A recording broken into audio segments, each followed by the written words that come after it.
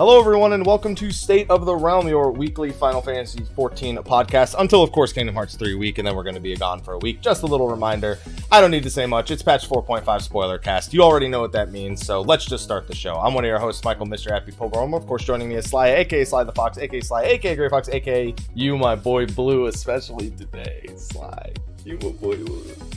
You knew it was coming. You knew it. Listen, you don't get to tweet out that I hope you're not having a blue day at 1 a.m. and not expect me to also throw a pun your way. How you doing, Slyh? I'm doing pretty good. I'm running on caffeine, nicotine, and dreams right now, so I'm okay. All right, I'll take your word for it at the very least. And of course, it wouldn't be a spoiler cast without our lore correspondent. Of course, you know him as Ethys. Asher. How you doing, Ethys? I'm all right.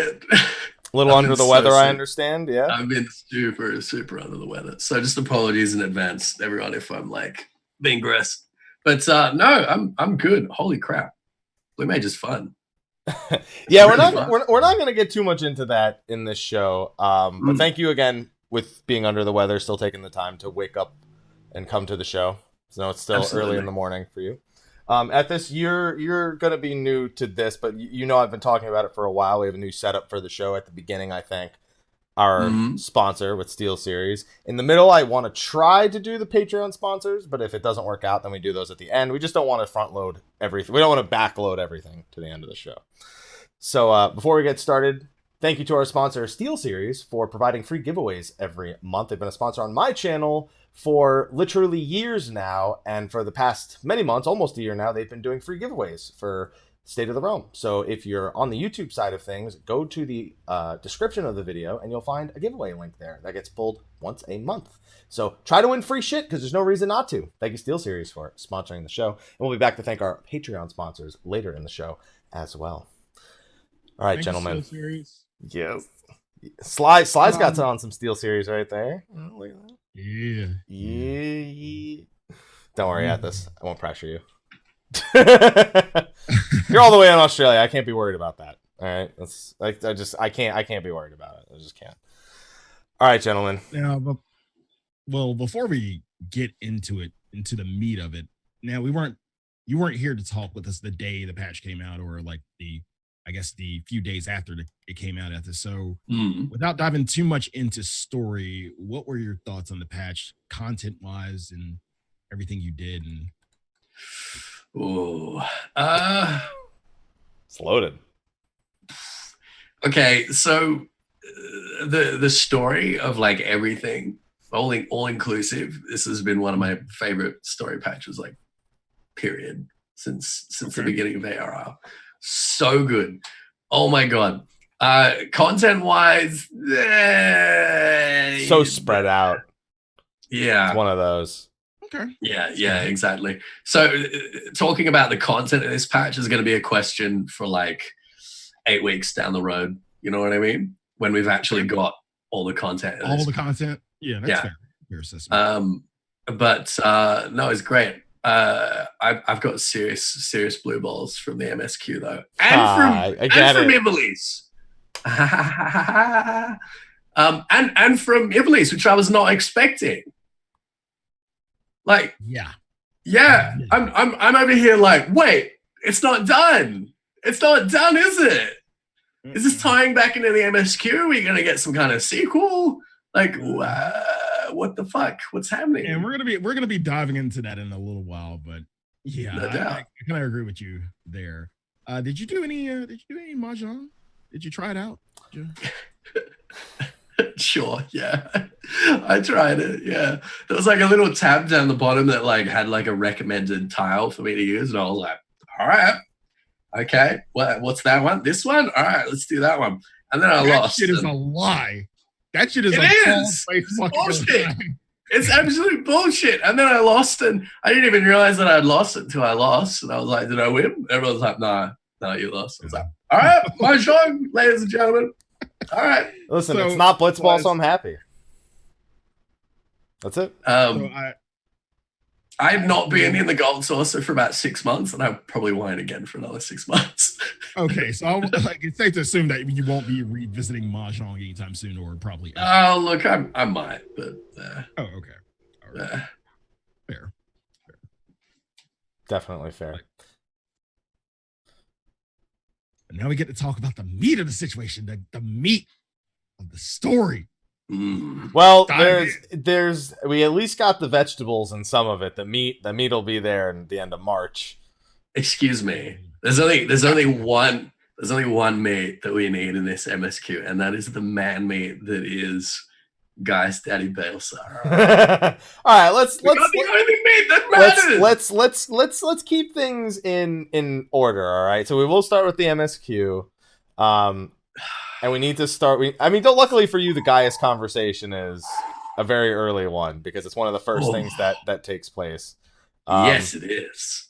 We learn that we're pretty much right where we left off. The Black Rose is brought a little bit more into the foray. Yeah, we know they can't really do anything. The shield has been erected up to 5,000 yalms, I believe it was, into the air, over on the other side of the pond.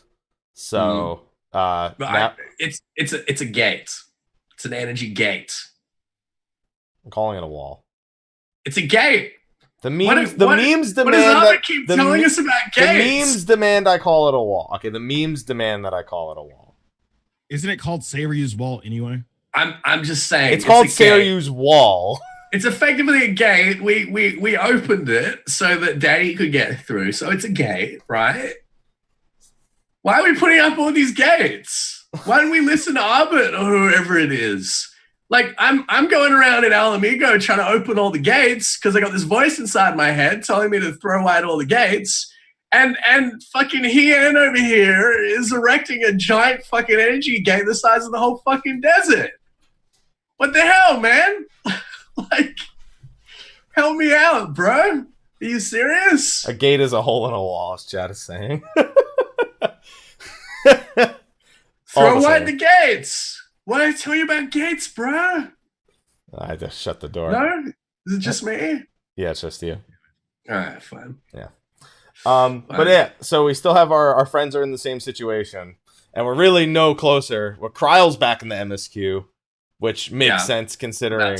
Yeah, that's been a long time coming. And my favorite girl, Matoya, also, who I always want her in the main story more because I feel like she should be one of the more important characters, but she's literally just like she's just like, well, yeah, I'm sure I can give you answers. She's always like if you want to continue the quest, come see me. So sassy, I love her. Yeah, she's always so good to have like against all the other characters, whether it's like Alfie and Alice. All the other Scions like realize that you don't go to Matoya unless you've tried literally everything else. Because she's gonna fucking rail you for not figuring it out. You guys had better have thought of everything else if you're coming into my house like this. Oh, so good. But more of her and having Kryle back feels good. I don't always like it when like we have those really important characters and they just kind of get abandoned in the main story and they just get relegated to side story quests. Yes, even you, Sid and Nero. I want you back in the MSQ big time. What about Uno Calhai? Uno Calhai is still just hanging around. Listen, he's a big one. His own office, just like. I honestly think he's going to be more involved. Yeah. I'd be hard pressed to not have him involved, considering everything. And everybody, yeah. Good lord. Can we touch on for a moment that the fact that Alize is more pissy than usual? Well, not anymore. She's not. No, well, yeah, we'll get to that point, but not anymore. She's not. God damn, was she pissy in the beginning about everything? She's her brother. She's afraid for her brother. Yeah, she's got good cause to be.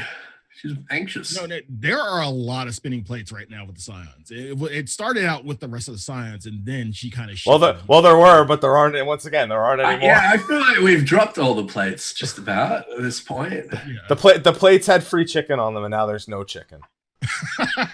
God, there's no chicken at all on any of the plates. So that's kind of the big thing that I guess leaves the biggest cliffhanger is still we don't have an answer about the called. pretty much by the end of this first half. I don't think we expected to have an answer about it.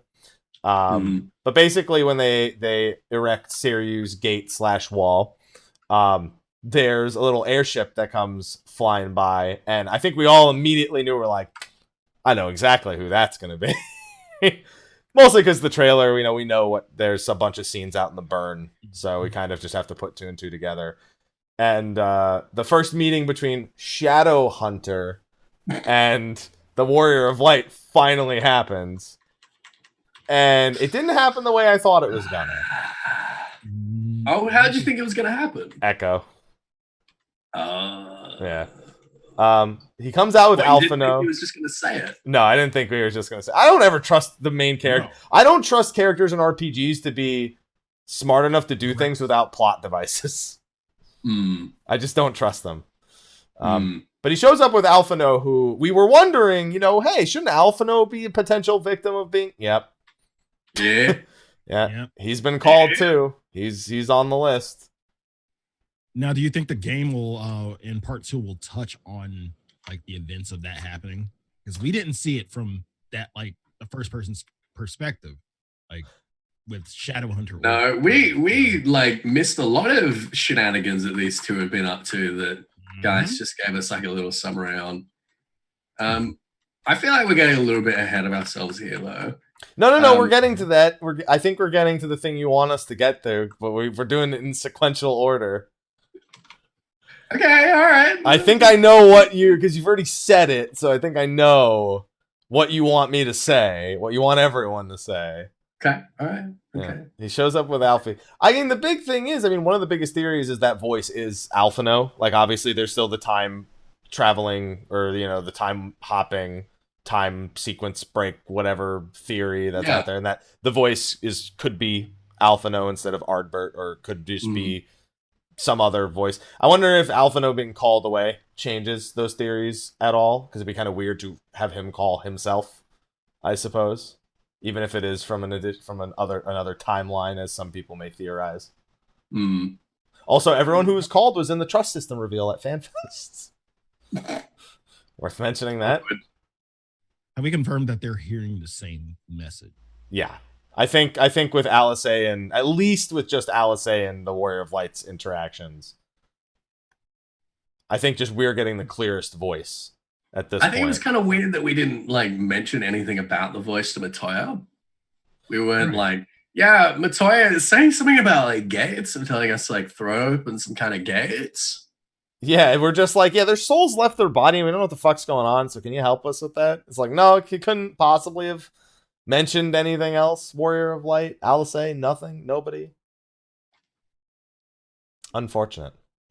But after Alphino is handed to us and we're told, hey, this happened, and we go, oh, well, him too. All of a sudden, Shadowhunter looks at us and goes, it's good to see you again. And then the Warrior of Light looks at his face, looks on his belt and sees his mask, and it doesn't even give you the option to guess wrong. It just asks you which way you want to say it. Gaius Van Belsar or the Black Wolf. Those are the only things. I think if you call him the Black Wolf, he more readily throws. He's not that anymore, because he does it anyway if you call him Gaius. He says, I left the moniker of Black Wolf behind at the Praetorium or something. Yeah. But he said it. He finally said it. Yeah. We all kind of knew it, but he finally said it. Let's rip that Band-Aid off. Yeah. So, but what I really like here is the whole time I've been saying, Guy survived. Everyone's been saying, he exploded. There's no way. He died in the Praetorium. How could he possibly have survived? There's got to be some explanation. He walked away. Gaius is do you remember how it unfolded? And then he's I was going to die, but then I realized I was much too angry. So I didn't die. I survived instead because I decided to.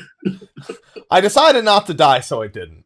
Was pretty much his that's how I stood up and said, no. I just decided not to. So, and it's it's that simple. He's I thought about dying and then I decided not to. So I didn't. I'm just like, all right, cool. See, that's what I meant by the delivery was so different, because I was like, oh, they're going to show us an Echo flashback of like him like kind of coming to peace with himself, or like that scene where, and then he just like, you know, and then I still kind of expected that he would just get up and get away. I didn't think anyone rescued him or anything, but I thought it was more like he kind of survived the explosion and then like comes up from the rubble and says, I guess I still have a job to do. No, he was just like, I don't want to die. That's it. I'm pretty upset about all this. Yeah. So, dying is for Asians. But like the shot they show, he's still just standing there, like in the middle of the explosion, right? It's not like he's made the decision and then run away. He's like, I'm still gonna take the explosion. I'm still gonna cop it. Like, I'm still gonna cop it on the chin. Like, I'm still gonna blow up. I'm just not gonna die when it happens. Wouldn't be Daddy Gaius any other way, I suppose. No. Oh, so good. It just felt good to finally hear it. Like, we all knew, there's no doubt. But to call him Shadow Hunter when you just know exactly who it is, was so grating.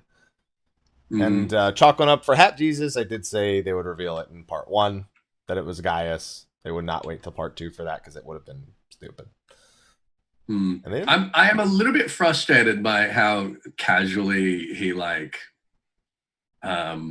he basically conceded that we killed Lahabrea. He was like, I wanted to kill Lahabrea, but you did it. I thought he'd be really pissed about that, you know, like us sort of denying him that. No, man, he just wants the Asians dead, man. Yeah, I don't think he like cares how exactly, as long as they're dying. Somebody's doing the job. He's happy.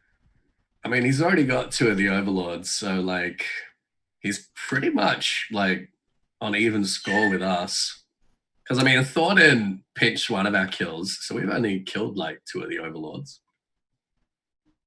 Yeah, I mean, the Lahabrea death wasn't even really us so much as that was Thornton. Yeah, we got Igeom and Nabriales, so we're 2 for 2.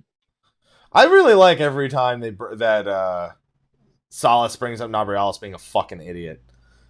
Yeah. Because he really was. It was such a weird way to go about establishing you could kill an Asian. It's like, oh, how do we do that? I guess we just make one who's a big fucking dumbass and just goes headlong on his own into the base to kidnap Minfilia of all people. It's like, wow, Minfilia. Guess I gotta save her. Looks like that might come to a head, though. We shall see. But then we get some more information, because he's been doing some digging, and it seems he knows about Solace. It seems he's not oblivious as we may have previously expected him to be. I'm under the impression that he thinks that Varys is being manipulated and Solace was being manipulated in the same way that he was manipulated. Not that Solace was literally an Asian. He just thinks the Asians are like pulling the strings. Well, he did come across the clones of Solace. And began to assume an Asian could be using those bodies. He did draw that as a potential conclusion, but he didn't say that. Did he come across the clans? He came up, with the black, because that scene happens and then immediately goes to the scene with Varys and Solace, where Solace is like thanking Varys for all the clones and shit like that. Yeah, he went to the Black Rose. He and Alphino went to the Black Rose production facility, right? And they destroyed the existing stores of Black Rose and went through the records and found that Xenos had been into the records and authorized their production. I don't think he did. He did. No, he did find the clones. Yeah, you're right. He came across the clones of Solace. So at that point, I mean, luckily Gaius is not a fucking idiot, so he pretty much puts 2 and 2 together immediately. Yeah. He's asking, were the Asians responsible for these abominations, or was it the will of the Emperor? Yeah, that's it. So he hasn't quite put 2 and 2 together and realized that the Asians and the Emperor are the same thing. But he knows it's a machination of one or the other. Yeah, that's right. Yeah. Scarier thing for me is The Empire is getting too close to Allegan tech levels of. Yeah, now that they've got cloning and shit. Yeah. Yeah. I mean, this is literally what Amon was doing with Xande. Yep. Producing all these clones of him to try and bring him back. It's getting scarier. I don't. Allegans are involved too much as it is. I don't need the Garleans being even more Allegan than they already are. Oh yeah, look. So Guy says, "I must know which hand guides the Empire." So he doesn't. He hasn't worked it out yet. But he's onto it. Like he's very clearly it's not. There's a chance there's Ascians involved. Yeah, and I mean now that we know, we're gonna tell him next time we see him. Yeah, we didn't really tell him a lot either. We just let him talk the whole time. That's the worry of light. We just let people talk and we just go. Well, I think that was wise. Like, we're not exactly sure what his angle is at this point as a character anyway, so we're not going to surrender too much information, are we? Yeah, we don't really. It's pretty uncertain whether or not you can trust him yet, kind of. Basically, it's kind of the yeah. Man, it's Gaius. You think that's it? We're just like too shocked to say anything? I would be. I'd be like, yeah. I'm just over here being like, oh my God, I didn't realize you were so handsome. Holy shit, your eyes are so green. And your jaw is so broad and chiseled. Ooh. Yeah. No, I've got shots of my character here and I'm just in awe. I can see it. I'm beginning to question if that's you pressing left and right to go through images or fapping. I haven't come to the conclusion yet. I'm fearing you may be coming to a conclusion soon. That's filthy. A little bit. But... I want to speak to my lawyer. I'm so done. So fucking done with both of you. I can't. How do you feel about Gaius, Sly?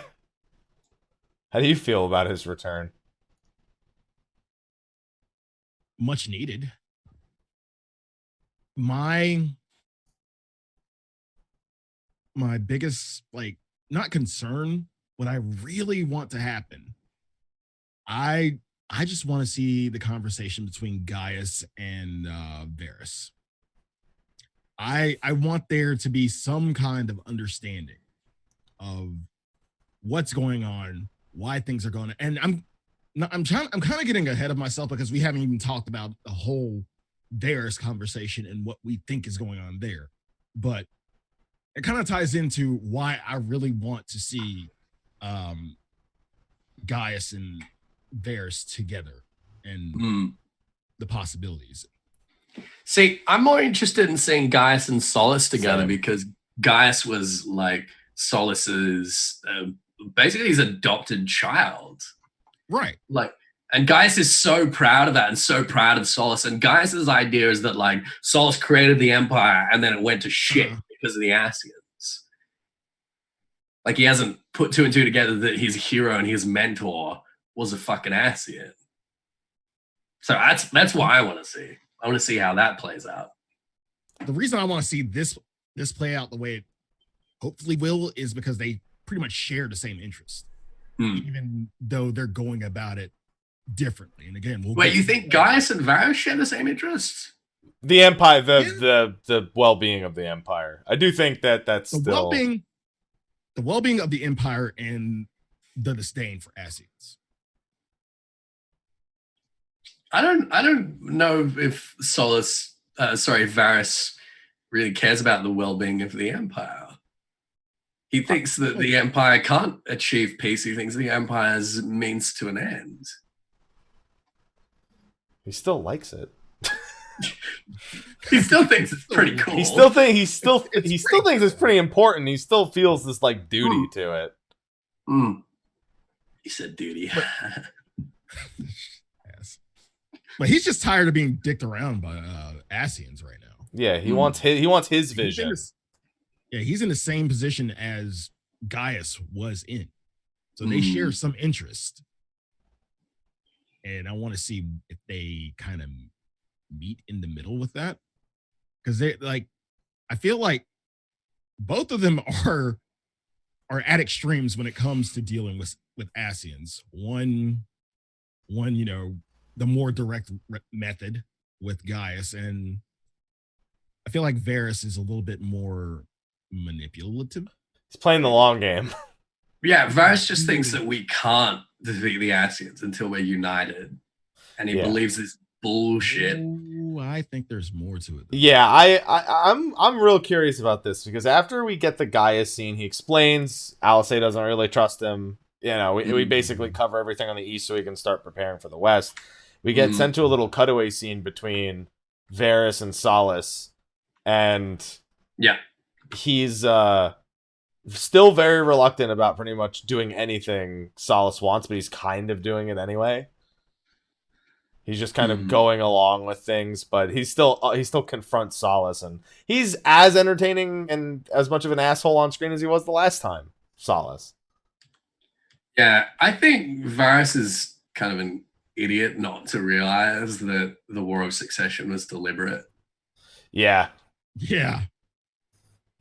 Because that was obvious to us, like, as soon as we found out what Solis was, it was like, oh, well, of course, like, Arbiters of Chaos. Like, that's not, the Empire isn't excluded from that. Yeah, and he was pretty pissed to learn about it, too. Because he also rose to power in that sort of Ascian machination. Yeah.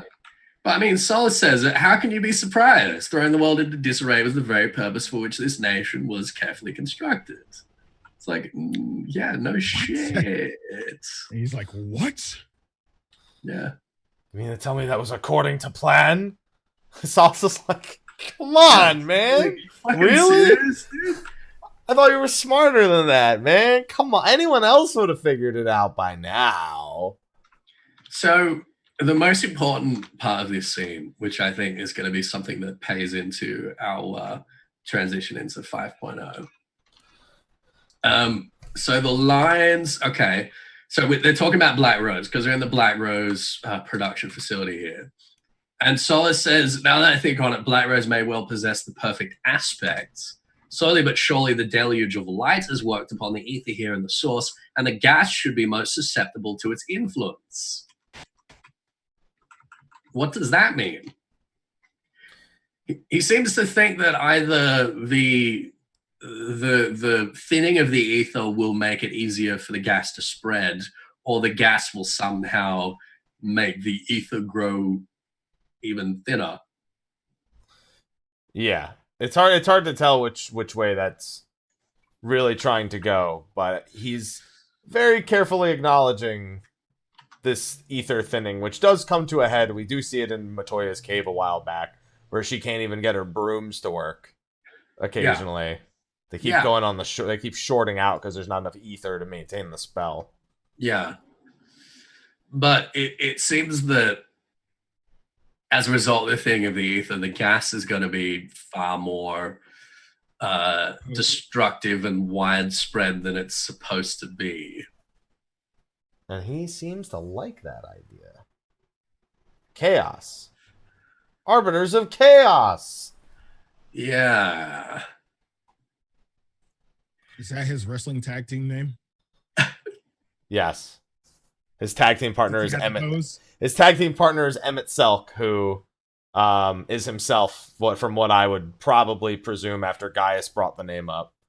He's got to be, right? He's got to be Emmett Selk. Yeah, because Gaius brought up La Habrea, he brought up Elidibus, and then he brought up Emmett Selk, one of the other, like, top tier. And it's got to be Solis. Yeah. So obviously Solis is just his Garland name, right? Yeah. That's the body that he's in, is Solis. Solis Oscalvis. Yeah. But he's Emmett Selk. Yeah. I'd be shocked if that was anybody but Solis. Like, really, like, if suddenly Varys is like, haha, I'm Emmett Selk, I'd be like, nope, that's not supposed to happen. No, you're not. Shut up. No, you're not. On the table, though. Besides Emmett Selk, there were other names that were mentioned. I forget the list. I had to go back and look at the scene. But there were other names besides Emmett Selk. Yeah. Well, La Habrea, Elidibus, and Emmett Selk are the ones that are attached to the source. Yeah. Right. Whereas all the other shards, they have their own Ascians. Like Nabriales, Like Igeyorm was attached to the 13th and she fucked up, which is why she basically got like repurposed here into La Brea's bitch. But they're a lot weaker, apparently. Yeah. So Geis has already destroyed 2 of them. Right. It kind of is easy to surmise the rest of the Asians. Like, sorry. Because if I remember, the Asian names are the Scions of Light. There you go. From Evilise. Mm-hmm. There you go. It's easy to pick up the rest of the Asian names. We could really predict the other Asians we may come in contact with right now. Well, some of them were even named back in 2.0, and we haven't met them after they were named in that like final cutscene after Bahamut started shaking shit up. Yeah. Yeah, I mean, but I think that dealing with the Asians of the source, I mean, all of this kind of leads back to the key point of Shadowbringers, is this whole flood of light. And the more information we get, the more it seems that any action we take, again, the quote from the trailer is, win or lose, you're fucked. Like, I don't remember the exact quote, but win or lose, something bad's going to happen. Mm-hmm. So we win, flood of light, we lose, flood of darkness. It's just a matter of about flood of darkness. I think like we lose regular calamity. I mean, another calamity is another rejoining, and at that point, more than half have already rejoined. So yeah, but it's like, I think that's one of the reasons why we need to become the Warrior of Darkness, is because we need to realize that allowing another calamity is preferable to allowing a flood of light, because a calamity is like, a lot of destruction, a lot of shit show, but a flood of light is everyone dies. Like, everyone dies. So, yeah, that's the tough one. And it almost seems like Solace is like making a gamble, because I don't think a flood of light would be good for the source at all from Solace's perspective. I don't think from Elidibus's perspective either. No, so it seems like Solace is like making this gamble that we're going to choose calamity. I think he's feeling pretty confident about it. Although we did learn that the statement he makes to us on the gate is not a statement he makes to us at all, and was completely repurposed as a red herring for the trailer. Yeah, which they do all the fucking time. They even like changed the audio of it to match kind of like the atmosphere, like it's that like ether touched voice. Maybe he says it to us again, but I don't think so. Yeah, I don't think so. But at least from the conversation with Varys and Solace, I mean, this was why I said originally I thought that Varys was going to be kind of like the one who ushers in the light, because he wants to get rid of the Asians. That's why I initially thought that. But they did also I guess not red herring, but they did kind of bait and switch us with his tone in terms of the actual meeting between the leaders and himself, where it makes it seem like, yeah, okay, this guy understands with what he's saying. Yeah, and right. They made it seem like Varys was going to sort of conspire with us to destroy Solace, or try to do something like that. Yeah, right. But that's not what he's about at all. No, this motherfucker's lost his goddamn mind. Is what's going on. I don't think he's lost his mind. I think he's just bought into some serious bullshit. Has he? Yeah, I think so. I see. Here's the thing. So I've seen 2 theories regarding this. So after we were done with the scene with Solace, where he walks off with the best laugh, one of my favorite. That's his fucking WWE walk right there, where he's walking out of the thing laughing. We get to the meeting, the parlay between Varys and the leaders after Maxima shows up, and apparently he's the one who's like, yeah, well, Varys sent the Popularis here for this to check for this parlay. Like, he wants the parlay, and I'm like, yes, that's the Varys I thought we were gonna get. And then he shows up and he sits down and he's like, all right, so you guys are giving up, right? Your dad was better than you. You killed kobolds. You guys don't know what the fuck is going on. You're all stupid. We're better. Just join us, all right? Yeah, he was really handing out L's at that table. Yeah. But that's just because he wanted us to get to the point. He was like, he wanted us to realize that, yeah, we're all hypocrites. We're all inconsistent. We're never going to get along. That was basically it. He's like, he wanted to lead us to that point, that there is no common ground, there is no logic, there is no reason. We're all a bunch of fucking idiots. And he's like, and that's why we need the rejoining, because all the races were once the same race, which is bullshit. Like, we already know that that's not true. We already know that there are races that were not around at the time of Alec, spoken races, and Varys is wrong about that. So I don't know where he's gotten this idea from. Presumably from Solace, right? Well, so there's two. One's from Solace. Presumably he also played Final Fantasy XI, because that was one of the major plot points of Final Fantasy XI is the original race of the Xylarts were broken into 5.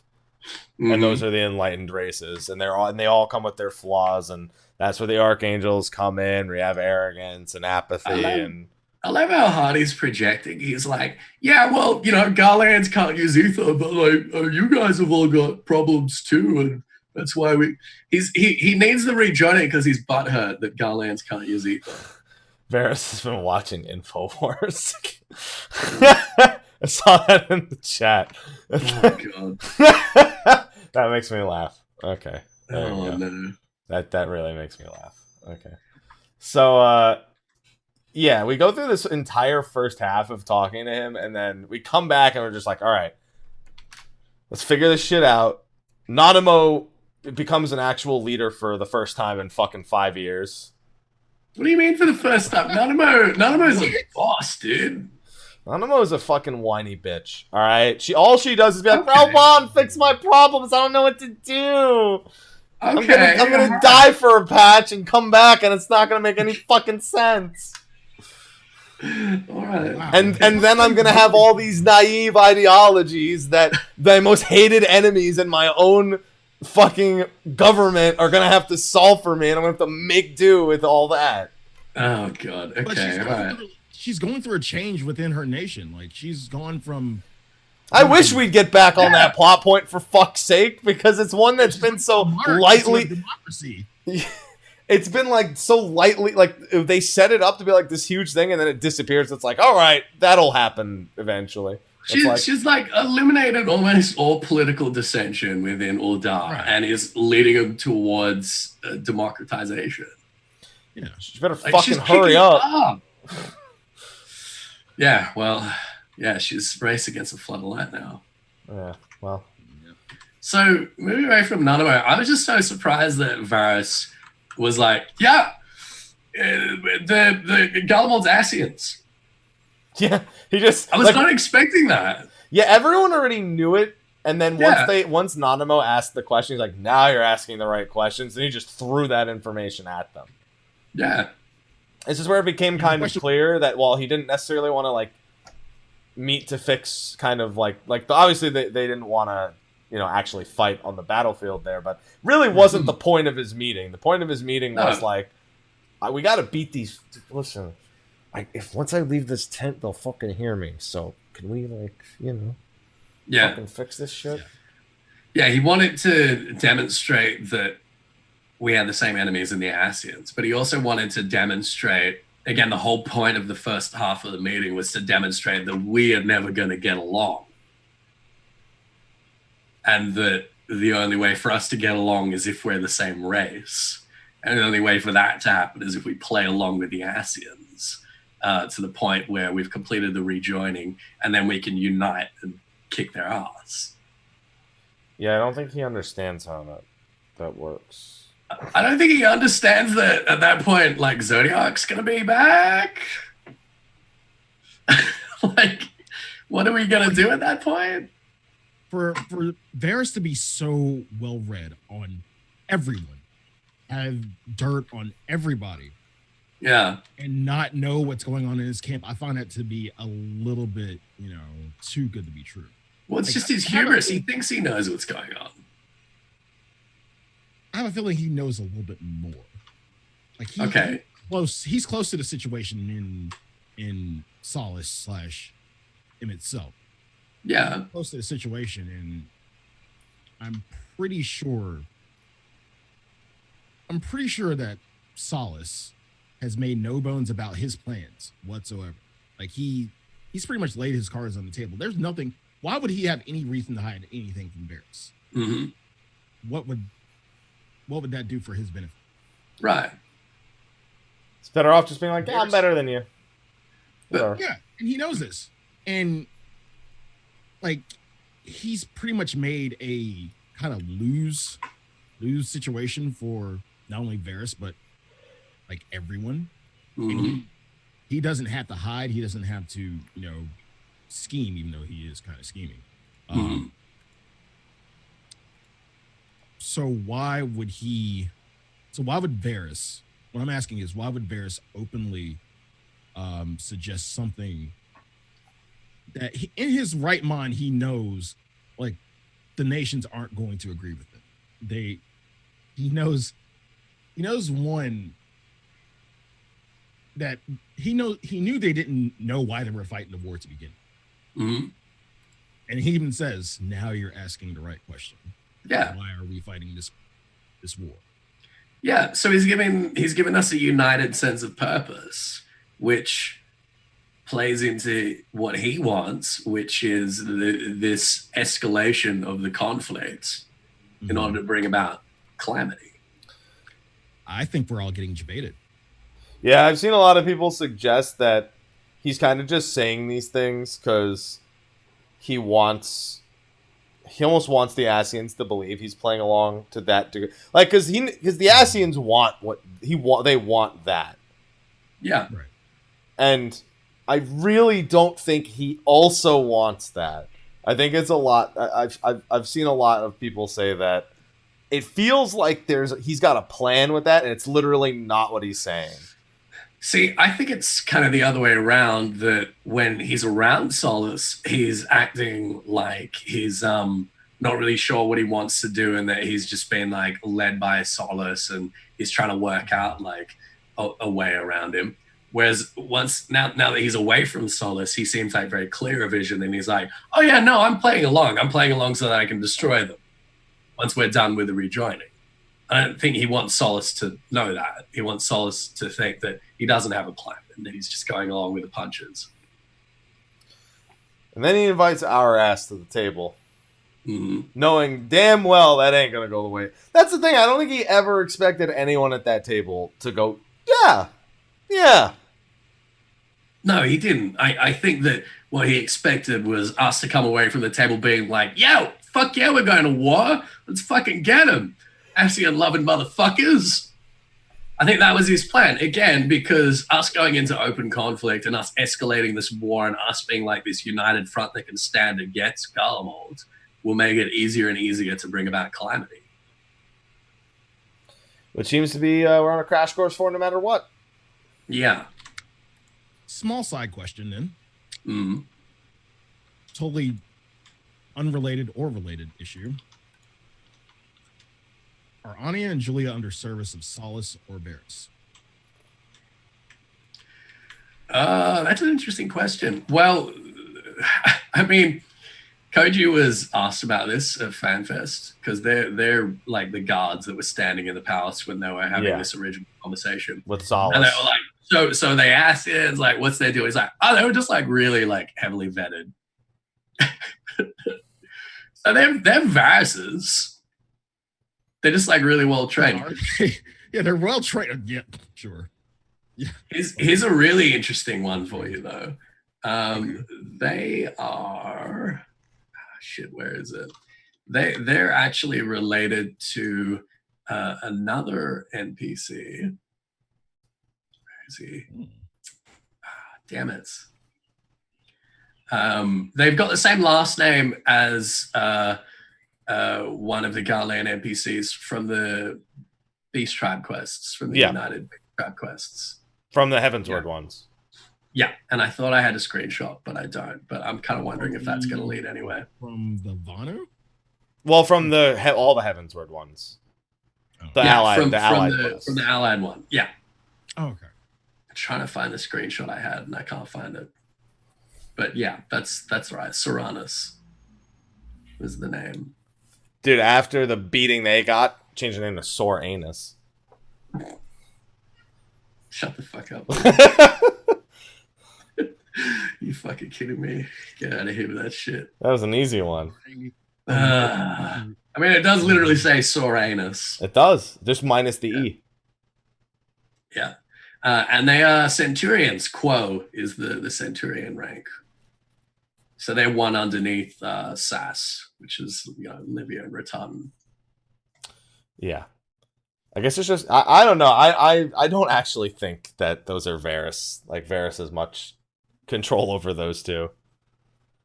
Like even when we beat them on the battlefield, they go, we've done our job, and then they leave, and then both sides retreat. That's it. And then the fucking first part of the battle's over. So I don't know. I don't think they're with Varys. Okay. Well, again, Varys doesn't want to defeat us here. No, he doesn't.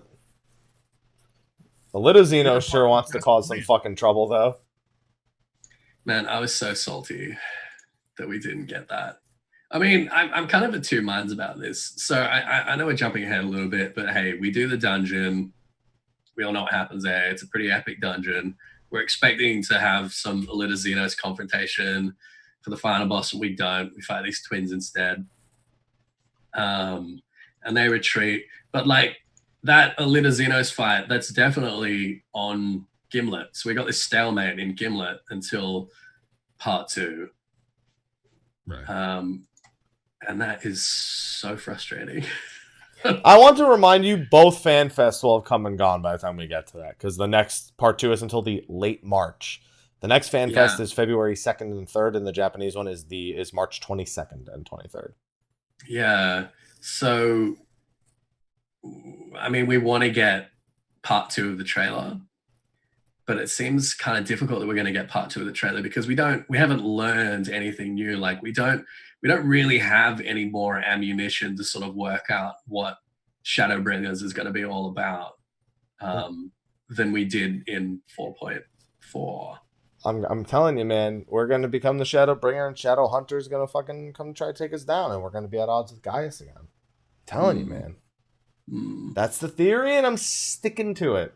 I got 2 theories for 5.0. I got 2 theories. That's one.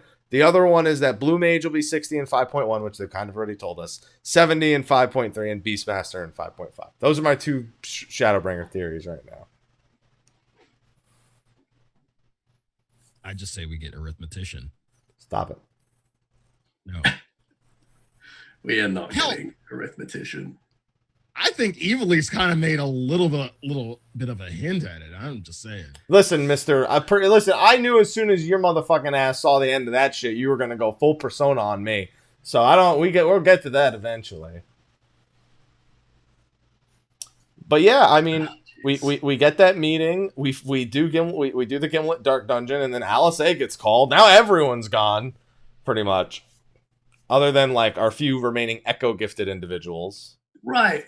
And that's the thing that annoyed me is that I went and spoke to Arenvold right after. He doesn't have any new dialogue. I'm like, why wasn't Arenvold at Gimlet? There's a lot of NPCs that have, even if you go to like the various like guild leaders and shit, like a lot of them will be like, But Arenvold's just like, hey, how you doing? Hey, I'm not even going to mention Fordola. No, like, where's Arenvold? Where's Fordola? They're killing primals, man. They ain't got they ain't got fucking time for our shit. They're out in their little primal death squad. They should have been there. They should have been at Gimlet. You'd think. You'd think they'd want to, right? Considering it's right on the border of Alamigo. I still have faith for Fordola in 4.5. Yeah, I really hope so. I hope she hasn't been left behind. Yeah. Because she's such a great character. Well, she's busy slaying level 20 primals, man. Yeah, evidently. Yeah, that's what she's doing right now. So is Arenvold. Yeah, and then it just ends after it's like, oh, Alice's out cold now too, and you're just like, see you next time. what? What? Okay. And then you get a little ominous, thing of Elita Xenos, and then you're just like, right. Meanwhile, at the Legion of Doom. Yeah. Yeah. Terrible. I was like, you can't stop there and send me back to the Rising Stones like shit's done. You out of your fucking mind? And then they're just like, yeah, we'll see you later. And we're just like, okay. All right. I'm going to do Ivalice now. Fuck that. I can't be satisfied with this. Compared to fucking having a giant fucking Dalamud of death in the sky for 2 months like we did in 3.5 and with Papalymo's sacrifice. I can't be satisfied with the end of this. Well, it's a very tense ending. It is, but it's tense without the suspense for me. Because now I've just seen the trailer and I'm like, well, I know what scenes are left. Yeah. And now it's just a matter of like the context of those scenes. Yeah, I guess. Like we have the heroes battle against Xenos with Lys probably breaking his helmet with that one punch, and then we square off against him, and then who knows what the fuck that's. We have Ella Xenos, who's in the trailer, who's clearly going to make an appearance in the next portion of everything. So it's just, and there's still another scene with Varys in the Capitol. It looked like, because he has the scene in the Black Rose plant with the scientist, but then he has another scene in the trailer that's definitely not the Black Rose facility. Yeah, and we've got a scene with Solace. Yep. There's a few things that are still very much missing from the trailer. So now it's just about where it goes, and then we have to wait 2 months, and I hate it.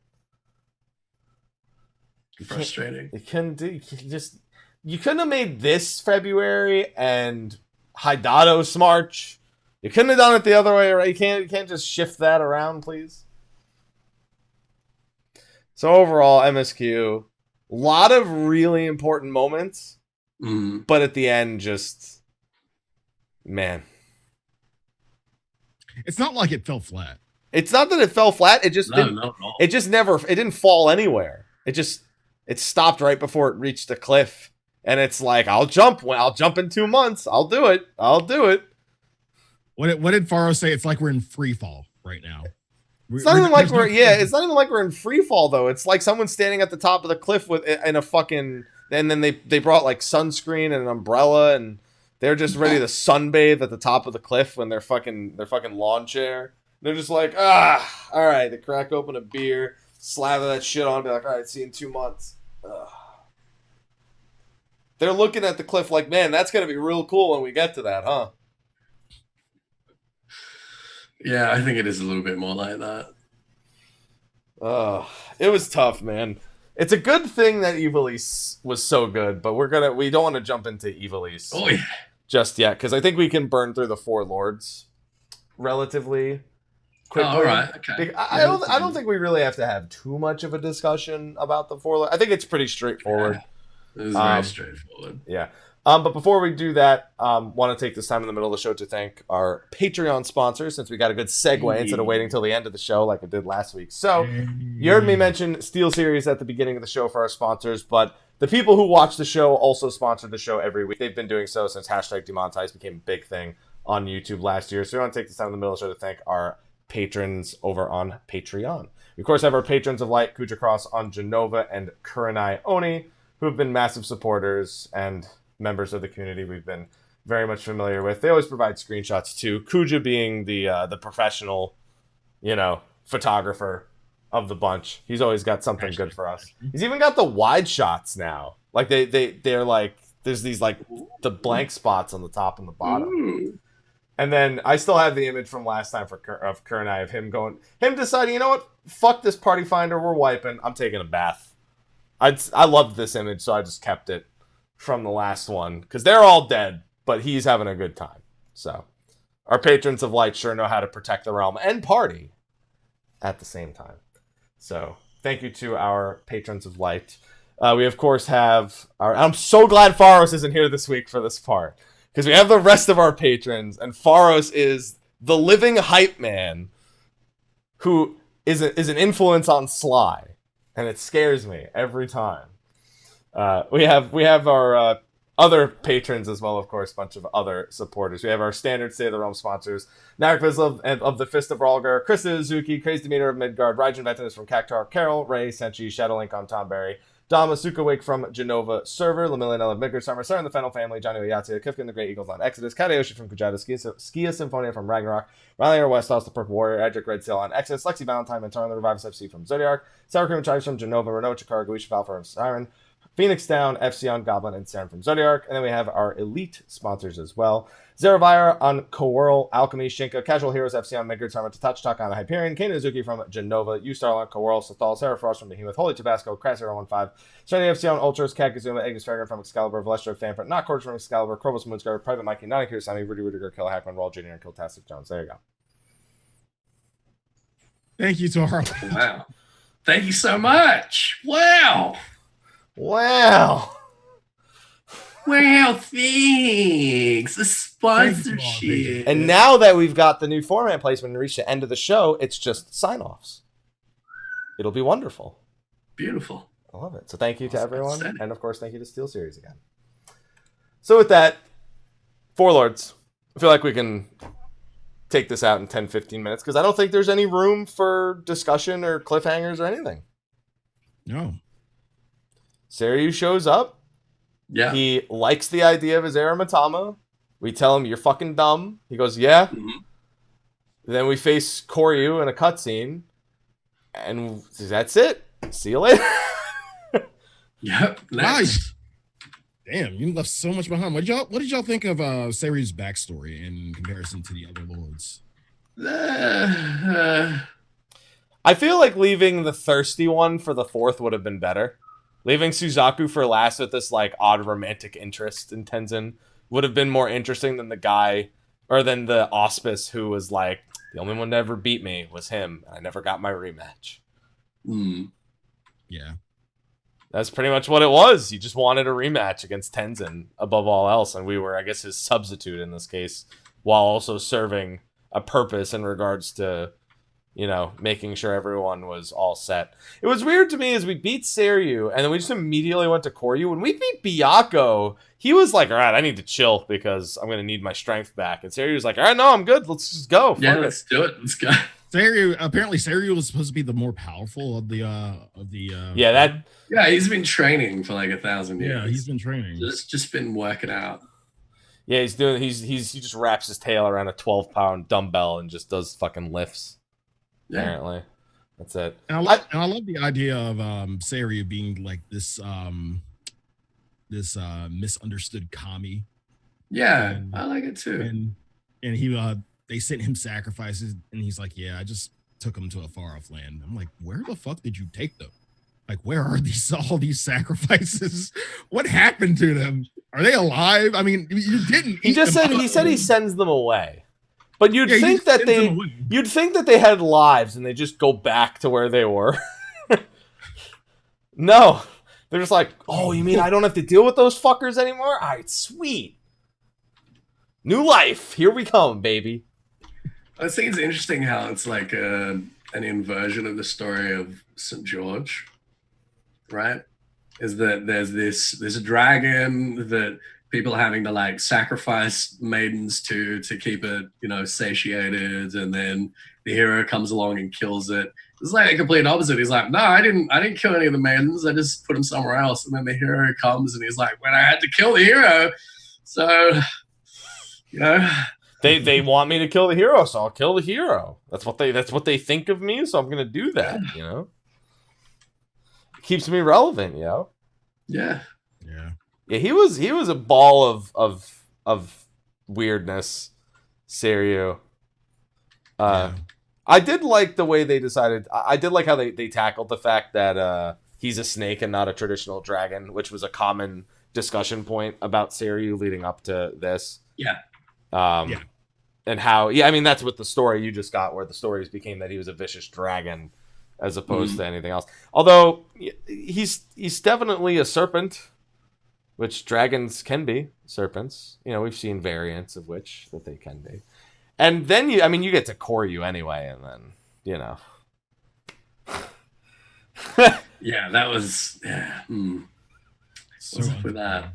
Yeah, so because after we beat Seiryu, he kind of gives us his backstory, and then he goes, "Wait, Genbu's gone. We have to go back now." And Koryu's just like, "All right, I'm on my way.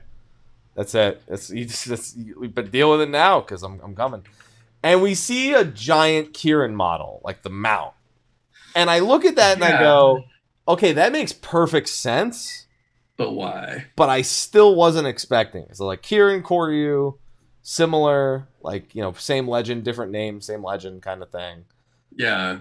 And our Kirin, the mount, is based off of an old legend. Like, we're pretty much performing a summoning almost every time we ride Kirin as a mount. It's described that the whistle basically that causes ether to like generate a physical form. That legend had to come from somewhere, but apparently it came from that. So Koryu is just a really old Kirin. Pretty much. And at least people who played Monster Hunter maybe weren't as surprised at the horse form. Yeah. No. He's a horse dragon.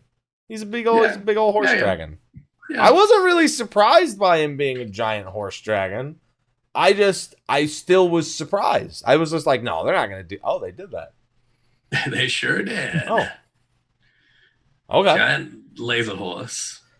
Yeah, and then he kills Genbu. No, just me. No, just you. I said he's a hospice. No, yeah, that's why I said just you. And we're moving on. No? Okay. All right. When I make a bad joke, everyone wants to groan about it. We just want to move on. Because we know you're better than that. So we want to give you we don't want to relish this moment. Don't get it twisted. I want to move on from yours too. Yeah, but it's on my channel, so which there's not really much place to run, I guess. Sly, I told you 1 week you could, if we host it on your channel one day, then you have a choice all of a sudden. You host it on my channel. It's gonna be there. There you go. All right. That's fine. That's fine. Okay. And when you type it out, it comes out as horse spice. Which is a very I think you realize that typing out horsefice. I'm just gonna take a quick time out here. Just cool off. Horseradish? Oh, I love horseradish. He's just taking the quick. We'll wait till he's back from timeout. But seriously. But back on topic, not a lot to talk about in terms of the Four Lords. It pretty much ended how we all assumed. And in the end, we're just hoping for an ultimate. Pretty much, yeah. I mean, I wanted an instance. I wanted a single player instance where we had the other Four Lords and we all like, you know. And it was a pretty cool cutscene. Like, I accepted it, but I was still like, It's good to know that Tenzin doesn't speak either, by the way. I was like, yeah, that's very Warrior of Light, Tenzin. Very Warrior of Light like. He just looks, he smiles, nods, and you attack. He's like, I know not to speak. I know not to speak either. Excellent.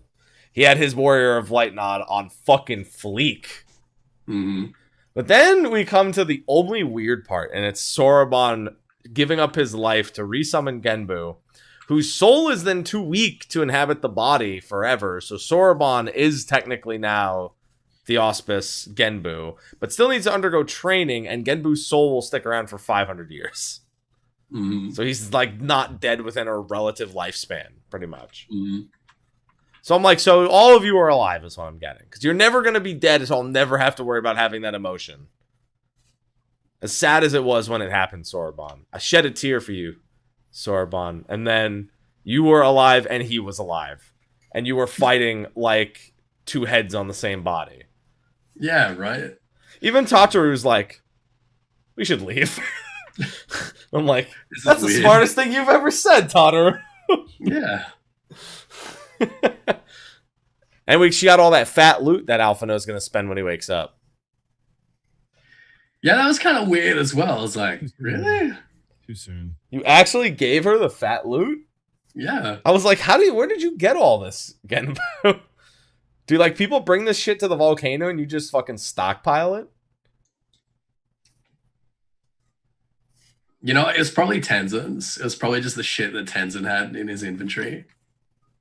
Yeah, they just sold it. They just sold Don't it. people make offerings? Don't people make offerings? That's what I was saying. That's why people bring shit to the volcano. Yeah. Yeah. Yeah. And they're just like, well, fuck, we don't have anything to do with this. I guess we'll just keep it. Mm. And then she's happy. And we don't see a goddamn dime.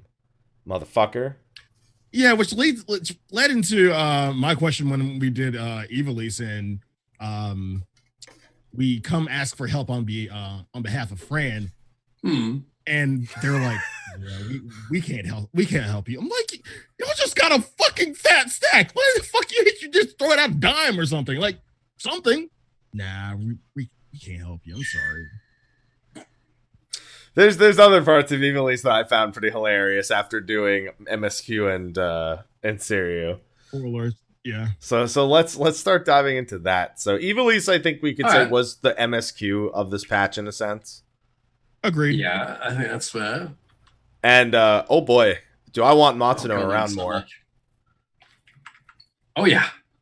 Because That seems like we might have him around more. I hope so, because if he keeps writing this stuff. So we got a few answers and we got a few teasers for stuff we were wondering about even from the previous ones. Collectively, how did we kind of feel about the way that this, because we compared Omega to Alexander and Coil, so with the finished Ivalice, with or without the Bacon Bread quest is up to you, since the Bacon Bread quest is mostly for hilarity above all else, for entertainment purposes. It's basically as if you took Matsuno and put him in a Hildebrand quest line and just made it all about food. Because it's that silly. How do we feel about collectively Ivalice against the War of the Magi arc with the Void Scent, with Void Arc and whatnot, and the Crystal Tower arc? Ethys, will start with you. Well, there was so much exposition in the Ivalice quests, and I think that kind of can work for and against it. In that I remember for the previous steps, not so much for this one, but for the previous steps, a lot of people were getting like really, really frustrated by the preamble and just how much time it took to actually get into the instance. But the thing is, they're trying to fit so much story into such a like tight container. Like there's as much going on in this side story than there has been in like the whole MSQ for Stormblood. And it's really, really difficult to kind of, feed that to people without a ridiculous amount of exposition. So I think the exposition was well handled. I think it had the most story of any of the 24 mans that we've had. And I like that personally. I like that a lot. I think it's something that I'd like to see from more side stories. But at the same time, I kind of get the inverse as well, where some people are saying, well, it's just too much, Sly, what about you? In comparison to the other 24-man stories, this by far is the best. One thing that I like in doing Ivalice that I constantly, think about and compare it to is Alphascape, well, Omega in general, and how they handle FF nostalgia. And I feel like this is what Omega should have been if they had done it right.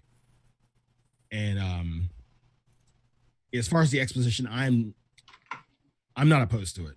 Like especially if it's story this fleshed out and this well done, that ultimately will lead to something else in 5.0, probably main story connection. We don't know. I'm not opposed to it. So I think it was superbly done. For me, it stands well and above, at the very least, the Voidark set because I didn't really like the whole Sky Pirate subplot of that. I like learning about the Void Scent and the War of the Magi, but I did not care about the whole Sky. I didn't care about the Sky Pirates at all. They were a vessel with which we learned, and to me, no other interest was held. Whereas Crystal Tower kind of falls into that same vein, where that was Final Fantasy fan service done right, and this is more of that. And that's what I look for. So I think I put it above the other two, but Crystal Tower is a lot closer only because I feel like we got a lot more interesting info about different aspects of the old world, whereas this is expanding our knowledge of the world we have currently. Well, it's a bit of both, isn't it? Well, it is. But I mean, we learned about the Gogs, the Gogans, and the history of the Garleans and whatnot. But I felt like it better served the purpose of educating us about the pieces of the world we kind of don't know about yet. I feel like it filled in a lot of gaps between Alleg and now, and Ultima is the first thing that we've seen, which seems to actually be like older than Alleg. Yeah. And what's the name of the name of the empire that Ihora was trying to destroy? What is it? When Ultima was first summoned. Edoran.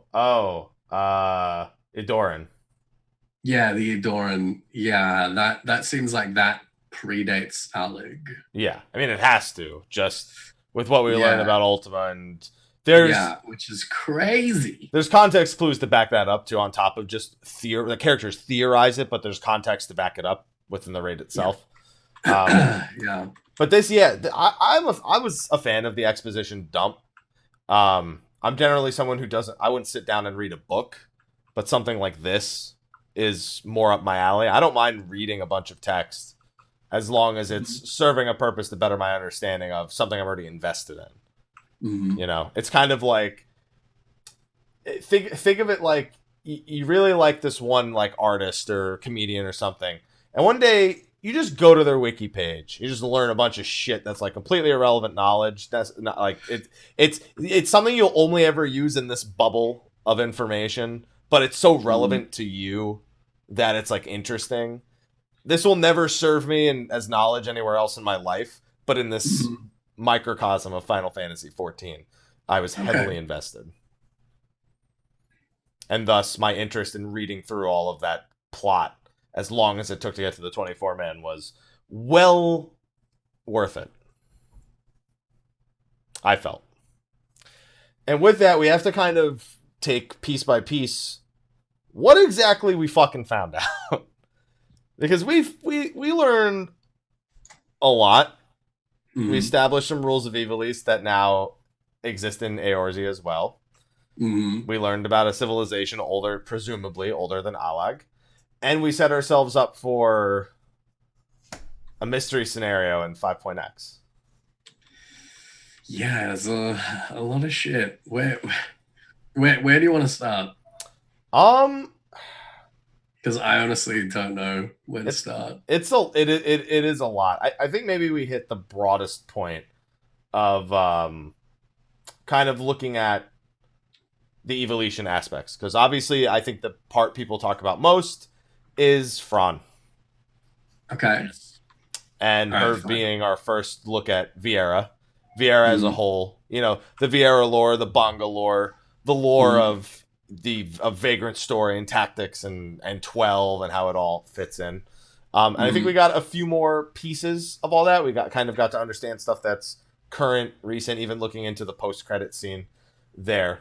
And we learn all sorts of things about the areas that we're presumably going to, because we're going to the Raktika Greatwood, presumably, which is near Orbone Monastery, if, our theories are to be that the Viera themselves are, Yeah.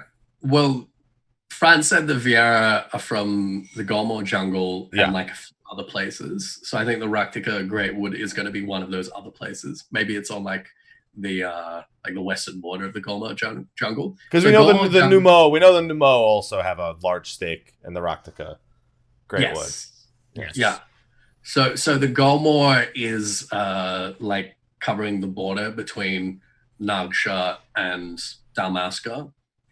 And it's really interesting because we already knew that the Garlands took a really, really long time to get through Nagsha. It took them about 5 years to get through Nagsha. And it seems like it was mostly because of the Golmar jungle and the Viera that they had so much trouble getting through there. And they basically like gave up on the Golmar jungle, and they went through and they conquered Valnain, which is the capital of Nagsha. But it seems like they never really bothered going back to Golmar, which is really curious. I mean, dude, bunny people are dangerous in fucking jungle, because anyone who goes in there is... They're isolationist. Yeah, which is true to their lore before, but they go through great efforts to explain to us how so many more of them are venturing out into the world to understand it. Gee, I wonder why they're doing that. It's almost like we need a reason for them to show up as level 1s out in the rest of the game. Yeah. They're actually like, their culture is exactly what Gridanian culture was like 80 years ago. Yeah. Which I think is really interesting as well. I mean, they also live with the trees. And they very much believe that the area they live in is, dictates their almost like they're allowed to exist there because the woods dictate it, that they accept them, kind of thing. Yeah, I'm really interested to find out if they've got some kind of relationship with the elementals there. Pajals? Whether they've got some Pajali equivalent, yeah. Well, at the very least, again, it goes through large extents to explain to us all the possibilities in regards to 5.0. If you speak to the Wandering Dramaturge, it gives you the name of the clans that we'll likely be seeing options for with the Viera. I'm sure I saw it in the chat somewhere, the exact names, because I always forget. Yeah, I always mix up the first letters. I always call it the Reen and the Vava. It's the Veen and the Rava. They even go through a little bit of a little story to explain that male Vieras do indeed exist, which has always been fact in Evolution lore, but they've always been rare. And unfortunately, my knowledge of this has led Ethys to exclude it from Aer Zivio when we eventually get there, because I've given him too exact of a quote. So I hope he still includes it, and that he gives that question to Slyh, and that maybe Slyh forgets it, and then I get the free point.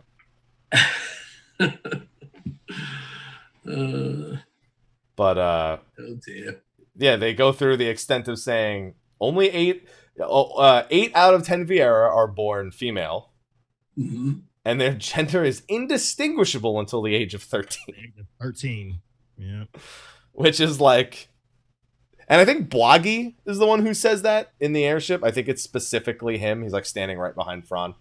And he brings that fact. So I know I heard the Viera. It's like they're just dropping facts about Viera. It's like, and then Fran's like, we could use a refugee program out in, that's the thing that they finally accept. They don't accept the initial terms, but they're like, yeah, we could welcome you into Eorzea. You can send refugees our way, and now all of a sudden, there you go, making it exist. Yeah, well, it's nice that again we do get that sort of segue for it, isn't it? Yeah, I mean, the Al Ra had their time. Al Ra pretty much had their same thing. Doman refugees coming over from trying to escape, the Garlean controlled areas and blah blah blah. Like we had the exact same thing there, but that's how we know that's the giant red flag in the sky, and it's good to have. But I just want people to be clear that this is, as much as we keep bringing up Ivalice, this is not the same Ivalice. This is 14's Ivalice. So these things kind of have to be established. I think a lot of people still kind of latch onto the idea that it's all one, like 14 and Ivalice coexist in the same planes, like Tactics, Vagrant Story, all that. Yeah. Nope. A lot of references. Well, yeah. A lot of references. I think that goes without saying. And they did a pretty good job with Fran. I was another big thing is it's good to see the full Viera model in game, because there was concerns about, I guess, the design. And we have to presume that the designs for Fran will be very akin to what is available for the players. Mm-hmm. And it was eerily Final Fantasy 12-esque while still being 14-esque, and I don't know how they managed to make it both. Like, almost like it didn't belong, but it did, kind of thing. It's like they lifted the textures, but it was a new model and skeleton. Yeah. I don't know how else to describe it. Even when you see her run in the dungeon, it's the same running animation as when she's in your party in Final Fantasy 12. That almost like, well, I'm running, but I'm so tall, it kind of just looks like I'm going at a leisurely pace kind of thing. And I'm curious what they'll actually end up looking like, because there's still questions about the ears and the boots and how that all factors in. I think they did shrink the size of their feet so they can just wear shoes normally. It does seem that way, doesn't it? But I don't know. Let's see. So, speaking of Fran and speaking of Lente's tears, we learn that Fran is not actually a leader of this resistance. And she refers to someone young and inexperienced that she's training, someone that she refers to as Princess without a name. That's a Shelia without a doubt. I mean, Princess Ash, again, this is the same sort of plot as 12, like died in 12 and then we found out that she's not dead. But the thing is, like, the Princess Ash that supposedly died here would have to be in her 30s by now. So it's got to be like a Shelia the second. Yeah, right, exactly. A Shelia the second. Right. Does this give us another contender for who the little girl in the trailer is? It sure does. I think it does. I don't think it's as likely, but it sure as hell does. Yeah, it's certainly a contender. And I'll be really disappointed if this doesn't tie into the MSQ in some way. Yeah, I think it's a little too important not to at this point. Yeah. Chat's like, Pinello, please no. You can't make Pinello important. Don't kid yourselves. No, please no. Next thing you know, you'll be saying, make Vaughn important. Listen, if you type exclamation mark Vaughn, you'll know exactly where his place is. Oh, jeez. If you type it, you understand exactly there. Exactly. That's where Vaughn belongs. Right there. Yeah, right. Who? That's it. Yeah, I think she's a pretty likely contender for that. They keep her hidden away, and I think, like, you literally don't even get a slight glimpse as what she could appear as, and I think that's deliberate. I don't think it's just for some mystery, about this specific. I think it is going to tie into 5.0 pretty deeply. Speaking of tying things in, it was nice for Sid to just walk up and mention Omega in the middle of the fucking 24. Yeah, sorry guys, I've been kind of busy. Well, he doesn't even say that because they're talking about like the Auracite being from like another world, or Ultima, this High Seraph being from another world. It's like, it's like, what's that like? And he's like, it's like Omega. he just walks in the middle of the conversation. He's like, you mean like Omega? Just straight up says it. I like when they do that. Omega though? I mean, if they're saying it's from another star and not necessarily from one of it, like the Dragon Star or wherever the fuck, and then Omega, wherever he comes from, blah blah blah. Yeah, but they're talking about how oh shit, what's the name of? I keep forgetting the name of the ancient hero. Ihora. What's his fucking name? I know I've got it here somewhere. Want to help me out? Ajora Glabados. That's his name. Yeah. Yeah. So he summons Ultima. Yeah. Right. Like a primal. Right. From the depths of the celestial abyss. Whatever the fuck that is. I think that it was originally a primal. I mean, it's worth wagering that guess. I think that Ajora was trying to do something kind of like summoning the 12, right? And that this is just a primal that has kind of grown more and more powerful over, more than 5,000 years, right? Man, what was the other primal we locked away for 5,000? Yeah, but even longer than that. I'm just surprised it kept its form all this time. That's the only major thing. I don't know if the aura sight plays a role in that. I think it must do. Must do? Yeah. I don't know. This is a really difficult one. Like the metaphysics of Ultima and everything that's going on. It's like so different to all the other deiform entities that we've encountered. But I think it's something like a primal, right? Which is sitting there creating aura sight, which in turn creates the Lucavi. Mm-hmm. Which can be good or bad. They're generally they're assumed to be neutral only because they can be used for either purpose. But Ultima sure as fuck doesn't make it seem like that shit's meant to be neutral because she's like, oh, why don't you want some aura sight? Yeah. She's like, dude, she's just waiting for Tyrone Biggums to come around the corner. Is that crack? Y'all got that aura sight? But aura sight is like a really unique sort of ethereal battery as well because, unlike needing crystals and prayer, this is like a sort of catch-all where it converts like desires and thoughts and stuff like that into energy, right? Yeah. So you've got the prayer or the willpower, which is itself being used as an energy source. So you don't need prayer, you don't need crystals, you are the energy. Yeah, you just need the aura sight. Yeah. So Ultima is sort of like self-sustaining in that way. I mean, her body literally looks like it's tied to a wall of aura sight. Yeah. Pretty much.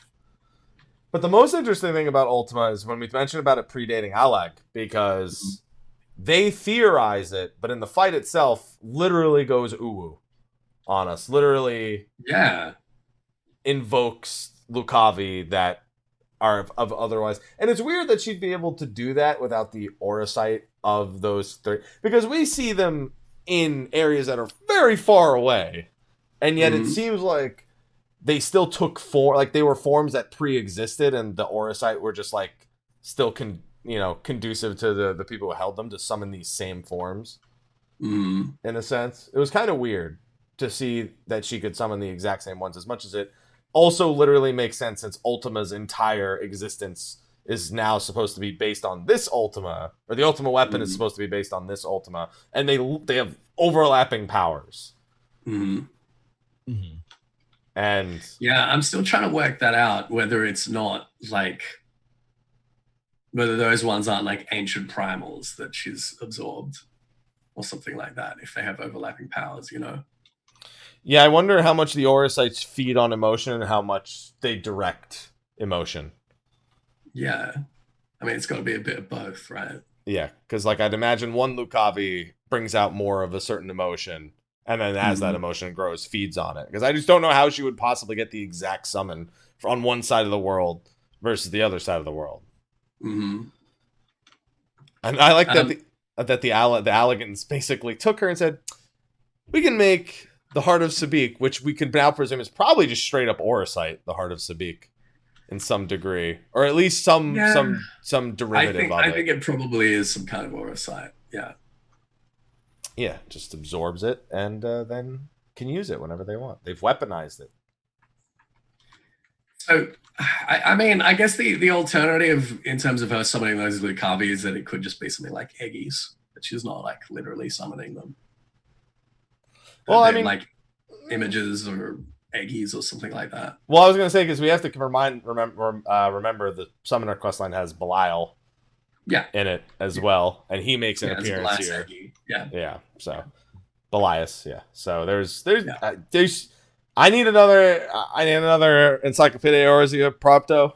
Yes, please. Can I get another one? I'd like to put in an order for one more of a new one of Volume 3, please, now instead of 2 years from now. All right, so here's a tin hat theory for you. Okay. The Zodiac Braves, they were warriors of light. We've already established that. Yeah. They could use their aura sight to transform without becoming Lucavi, so without like basically losing their minds or whatever, because they were pure of spirit or whatever bullshit. Sidolphus is the thunder god. He's got a big old beard. Ramu like knows a lot of shit about old times and the nature of things, and we've suspected before that maybe he was some kind of ancient warrior of light that's, you know, become deified in some way. I can't help but wonder if this like Sid transformation and his ability to do this or whatever has produced the legends of Ramu and Ralga, and that Ramu and Ralga aren't both just like primal versions of Sid. Well, I mean, at this point, everything from Evilise we have to consider is the origin of stuff from that, and you've long theorized that. I mean, even going back to, you know, Sophia, for example. Mm-hmm. Yeah. That these ancient beings kind of just inspired our current ones. Are like derivative. Yeah. So that's the first thing I thought when we were fighting Sidolphus. I was like, this is like OG Ramu that we're fighting here. Like, this is what inspired Ramu. Well, he's an asshole then. I mean, he's kind of awesome at the same time. Yeah, no, he is. He's also an asshole, though. So I got my weekly loot for the week already this week. I'm good. So maybe the 12 are the Zodiac Braves. Yep. The original Zodiac Braves. Slyh, that's how I feel in my face. The face you're making right now, that's how I feel in my face. Maybe Agrius is Halone. Or something like that, you know? Which one of the 12? Which one of the 12 is a machinist? Because it's got to tell that motherfucker to re-roll. Barget would be Barget the builder. There you go. See, he's got an answer to everything. It's absolutely a stretch, but it's well. I don't think it's that much of a stretch. It's a well thought out stretch, but I think it's still a stretch. Yeah, the gods will not be watching because I am your god. Ha ha! Yes, it was me, Sidolphus, all along. Well, better than Dio, I suppose. Mm. So we get through all this. You know, obviously we get to experience, we get the heartfelt moment with the old Final Fantasy Tactics characters, all of them. And, yeah, literally all of them. It's literally every single one. And we get some of the old Tactics backstories and stuff thrown in there as well. You know, there's Ramza was a warrior of light. You know, it goes on and on and on about kind of tying these things that we've hit on. But I think the biggest moment that everyone talks about other than Fran is that ending.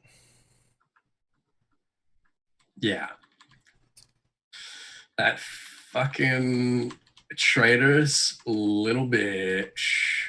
And I know Slyh especially got a big smile out of that because this motherfucker's got a certain term on his mind and he saw that and he immediately...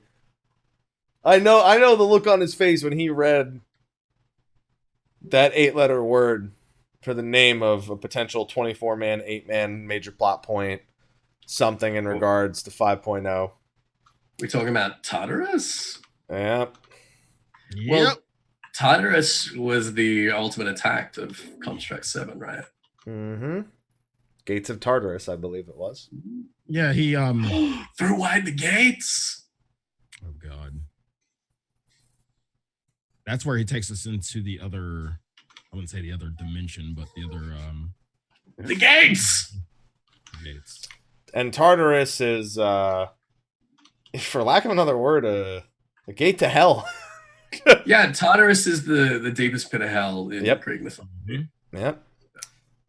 And a character who we were wondering about in the second raid tier makes a formal appearance this time in the form of Gabranth.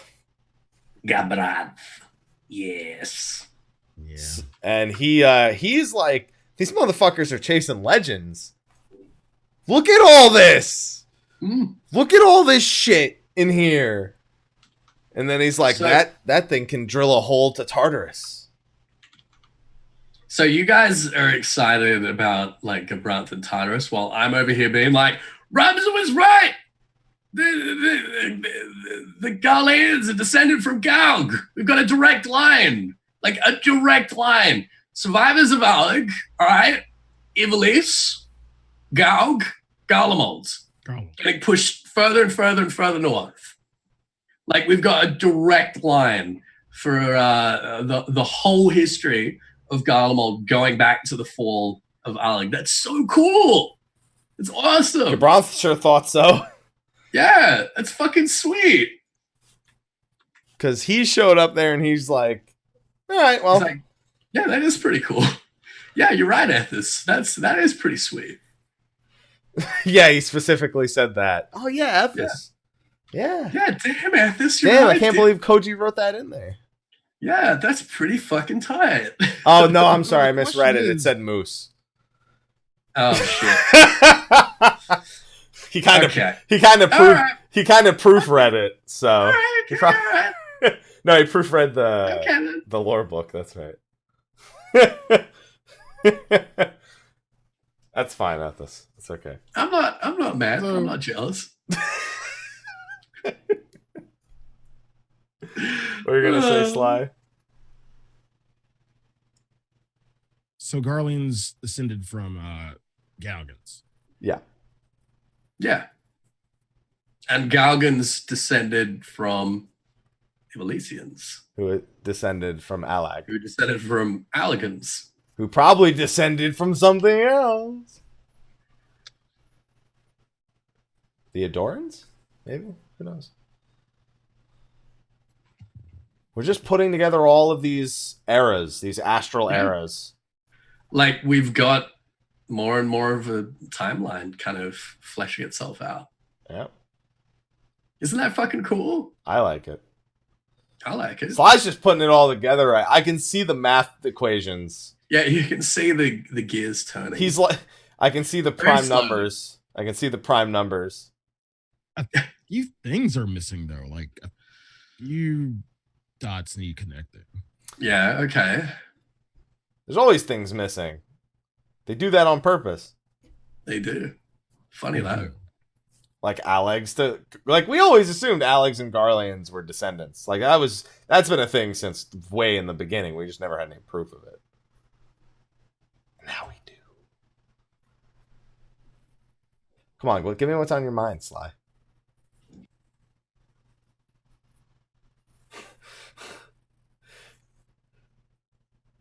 I'm looking at maps and kind of putting two and two together and yada yada yada. Maps? I love treasure maps. Not that. Wait, what are the maps for?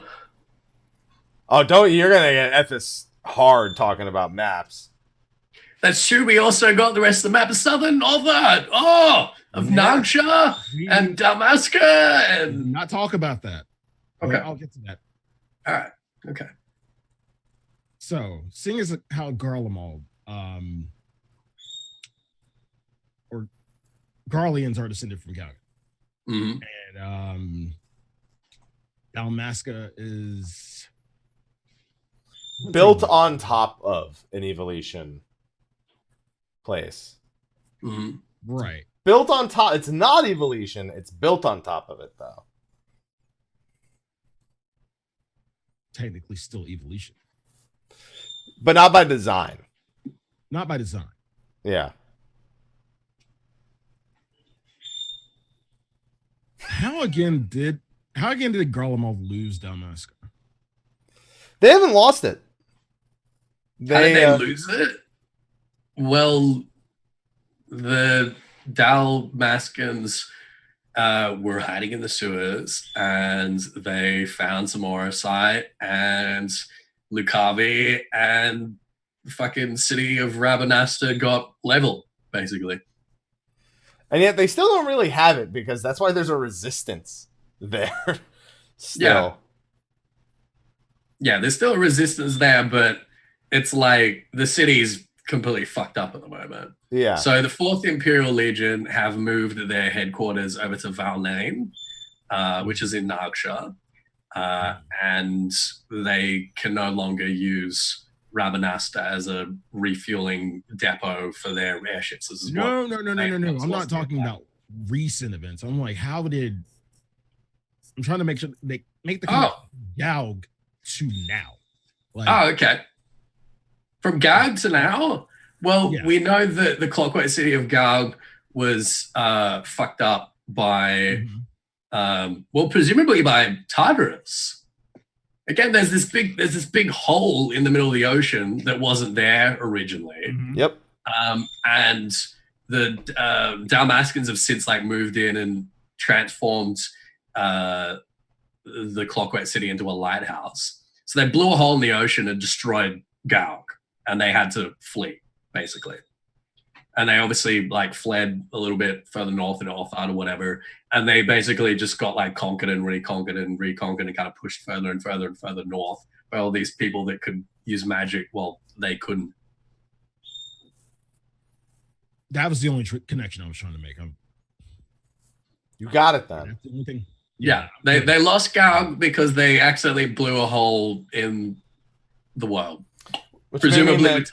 Yeah, and that's the other thing, because now we may learn that giant hole is a more literal gate than otherwise maybe presumed prior. Well, I don't know about a literal gate. I think it's more just it's a weapon that can blow a fucking hole in the planet. Gabranth sure as hell wants it to be. Yeah. At the very least. Because he specifically says drill a hole to Tartarus, and then there's this giant hole outside, and you're like, that's bad. Well, he says a weapon powerful enough to carve a gateway to the land's very core. His radiance will be eager to test this Tartarus, wouldn't you all agree? That's literally what Gabranth says. So I don't think he's saying it literally makes a hole to another place. He's just saying that, like, it just smashes a gateway to the center of the fucking earth. Yeah, it's not good. That's not good for Hydaelyn. I can't imagine that she likes that very much. Throw wide the gates. That's like the 6th time you've said that. Every time I read gates or hear gates now, I'm just like, gates. It's a gate. Maybe that's what we need to do. We need to take Tartarus and just start like firing it randomly into the ground everywhere. What about this gate? Does that one work? Albert, are you down there? No? All right. Is it weird that when you say that with your accent, I don't believe it at all? Is that weird? No? Is that right? Well, it's like your accent like delegitimizes it. Oh, I see. Okay. I don't know why. Oh, my gates are so fucking wide right now. Yeah. That's not good. You might want to get like a belt or something. No, that's cool. I'm not ashamed. And another thing to think about with Gabranth, didn't he receive aid from Gaius at one point in time? Yeah, well, he got aid from Livia. They were having troubles in Dalmasca, and Livia showed up and just like murdered a bunch of resistance leaders and suspected resistance leaders. She's good for that, or was. Yeah, or was, yeah. We saw her body. She's not alive still. She is dead. She was in the level 70 Dark Knight quest. She is dead as dicks. Also, she's in Palace of the Dead. Yeah. Yeah, she's there. Yeah. I know that very well because you said Gaius wasn't there a million times. Yeah, and everyone was like, that doesn't mean anything, Ethys. That'd be stupid. I was...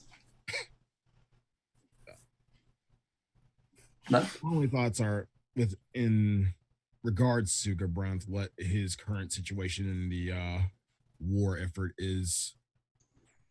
Well, apparently it's weapons of mass destruction. Like every fucking like leader of every single fucking army in there is just like, yeah, I'm just gonna locate a weapon of mass destruction because that's what Varys would want.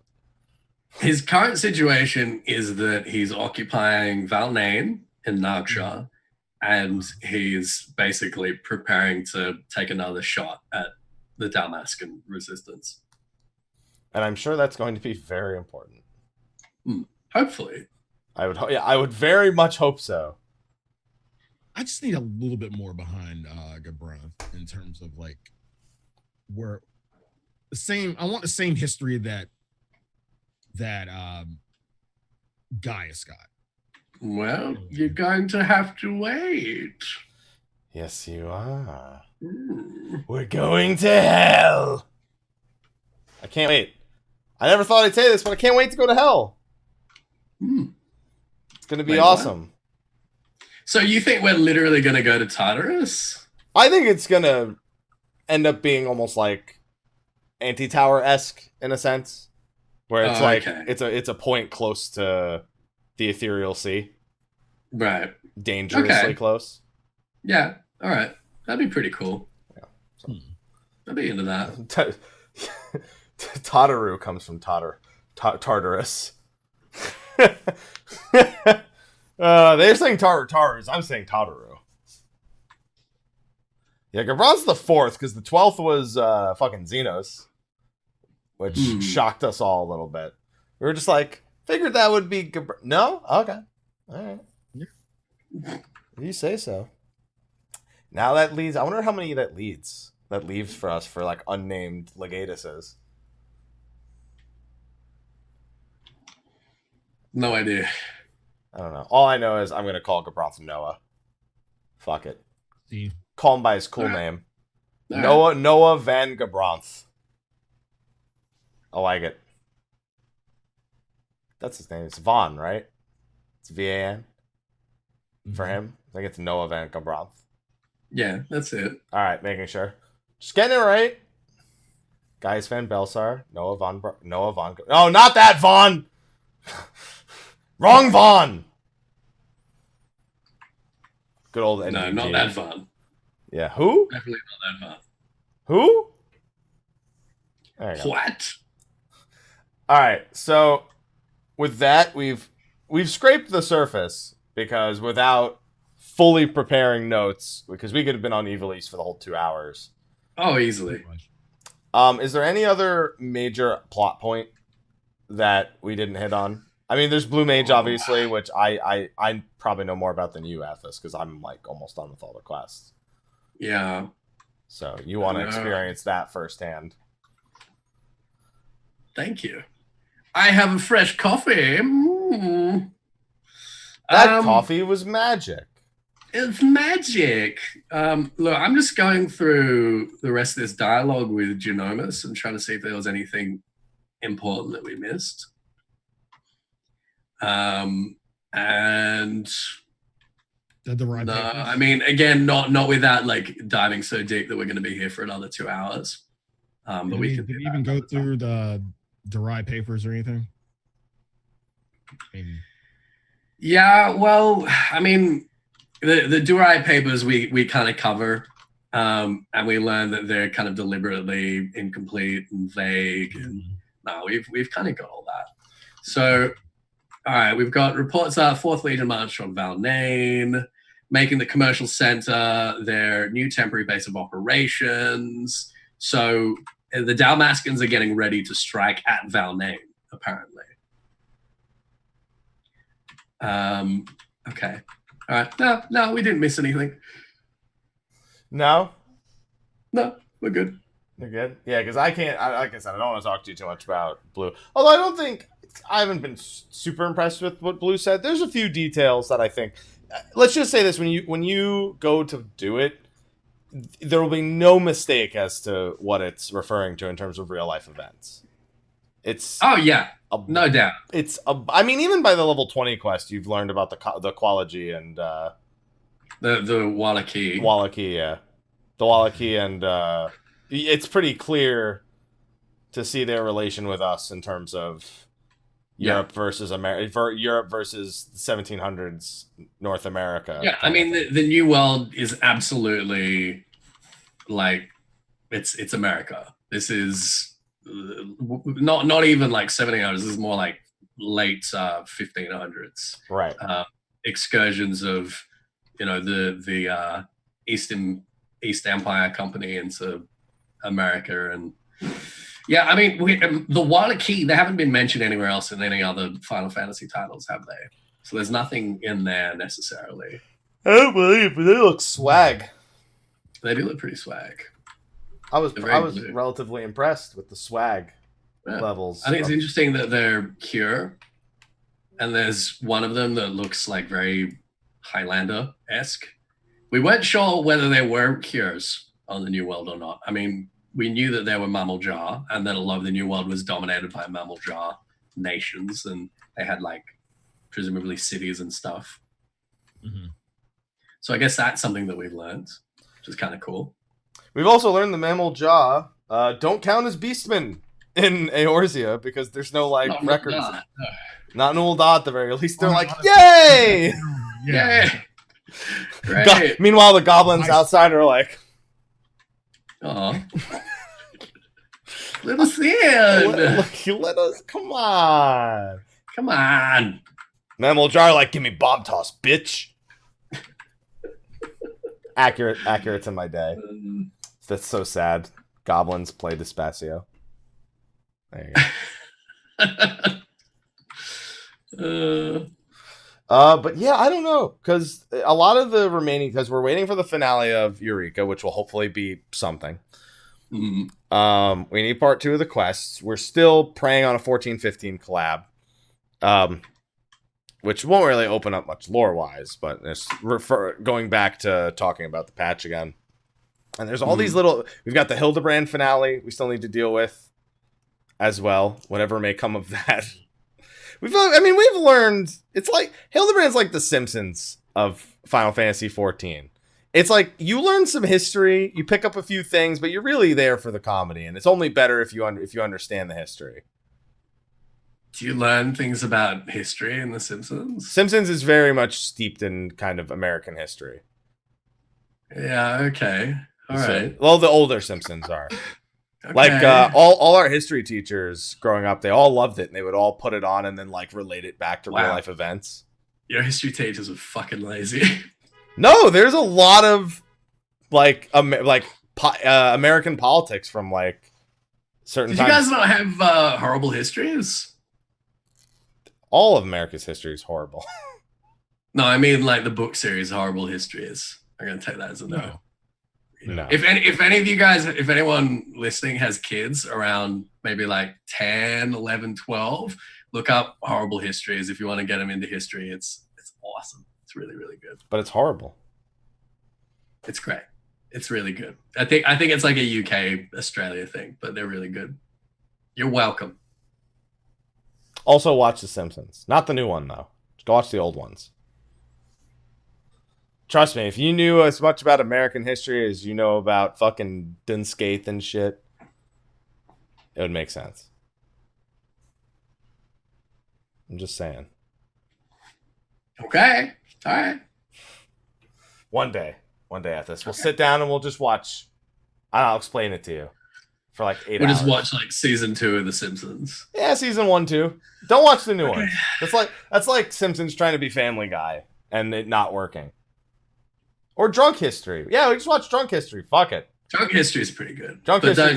Maybe not for your kids. That's probably not a great example. No, that's a good one. They're gonna fucking go and get hammered at 18 anyway. Just give them something to do when start early. Just start them early. Yeah, they're gonna be drinking. They might as well learn some history while they're at it. Exactly. So just know, they're gonna when they go off to college, they're gonna they're gonna get arrested for underage drinking at some point. It's gonna happen. Yeah, but while they're in the back of the police car, they'll be able to tell them some cool history facts. Great. There you go. Get in the room. Don't give them the alcohol. Just let them watch the show. Don't ever be a father, Mike. Jesus Christ. I said don't give them the alcohol. He's eventually going to be. I watched South Park at 11. All right. And look how I turned out. Yeah, look at me. Oh, God. See? It all worked out fine. Are we done? Is this post show now? No, it's not post show. It was just we're off the time. We saved all this time at the end of the show with all the sponsor readings earlier, so we have all this extra time. All right, yeah. So if there's nothing else story-wise that you want to really dig into, Ethys, because we need to wait for the rest. I'm satisfied. We'll probably have a lot more lore stuff to dive into after 2 fan fests and a part 2 live letter. Oh, dude, my gates are going to be so wide when we get around to that. All the gates are going to be open. And just everything is just going to be pouring out. Oh. It's going to be really... And that is our show for this week. Yeah, and Ethys doesn't get to tell people where you can find them. No, I was about to segue into that, but... You can find me as soon as you throw wide the gates, all right? Okay. Where when you open those gates, okay. Once we throw wide the gates, you can find me on Twitch, YouTube, Twitter, Facebook, Instagram, Ethys Asher, all the places. You will also be able to see me if anyone is at the European Fan Fest in Paris in a couple of weeks. I will be there. I will be very busy. I will probably be writing things, but please do come and say hi. Don't be afraid to throw wide your gates for him. Throw wide your gates for me, and that I may pass. No, seriously, like come get a photo, come have a hug. Absolutely, I'd be really. Nobody wants a hug with you anymore. What about a little kiss, a little smidge? Eating hot dogs. Seriously though, it's going to be awesome. So do please say hi if you're going to be there. What about you, Slyh? Neither you jabronis are going to be there, are you? Nope. No. Feels bad, man. I know. I'm sure Slyh would love to throw wide his gates and see you there. You can find me at twitch.tv/Slyh, aka Greyfox. You can find me on Instagram at Slyh, aka Greyfox07. You can find me on Twitter at Slythefox. YouTube.com/The Velvet Room. I just recently played the Resident Evil 2 one-shot demo, and it was amazing. I kind of forgot everything since I haven't played Resident Evil 2 in like a decade and some change. It's different anyway. There's like not ladders, like actual stairs and like police station instead of like instead of ladders. Like you can get around a lot better. Yeah. I'm looking forward to it. And this week, of course, we have Ace Combat 7, which is going to be fucking amazing. I'm hyped for that, as well as Travis Strikes Again, No More Heroes. So a lot of stuff going on within the next week or two. Hap Daddy, where can we find you? Don't call me. Why? After all the throw wide the gates, you'd think that maybe you like wouldn't do that. Between Ethys is banging, throwing wide his gates, I still get called daddy. I don't like you calling me daddy. Not daddy, Hap Daddy. You can fucking find me at Mr. Happy1227, Twitter, Twitch, Facebook, YouTube, and Instagram. Making content and being all blue and shit. I didn't wear the mask for the show today, but this was my whole fucking day right here. No, that's for next week, because next week's the Blue Mage show. I couldn't wear it today, then next week no one cares. Come on. What am I, an amateur? So anyway, that's what next week's show is going to be about. We're going to be talking about Blue Mage, first impressions, experiences, hilarious stories. And if you have any clips of your hilarious Blue Mage stories, Slyh, prepare them for me, because I have mine. Okay. I'll have to dig through today's stream, but yeah, I can find them. There you go. Just blow yourself up. It'll be all right. Just get some good explosions. And yeah, that's what I'll be doing for the next week. I'll Blue Mage videos. Just as a reminder, next week's show is on Blue Mage. The following week will not be a show because we're gonna do Kingdom Hearts week and not do a show, and then FanFest is the following show. Just gonna remind everyone every show what the plan is, because I know y'all gonna ask, so I'm just gonna keep saying it. That's what we're gonna do. All right, and you know what? When we get to Kingdom Hearts, you know what's gonna happen? They're gonna throw wide the gates. It's gonna happen. Hey, that's what's gonna happen. Hey, but luckily, Kingdom Hearts is light. Spoilers from like 2002.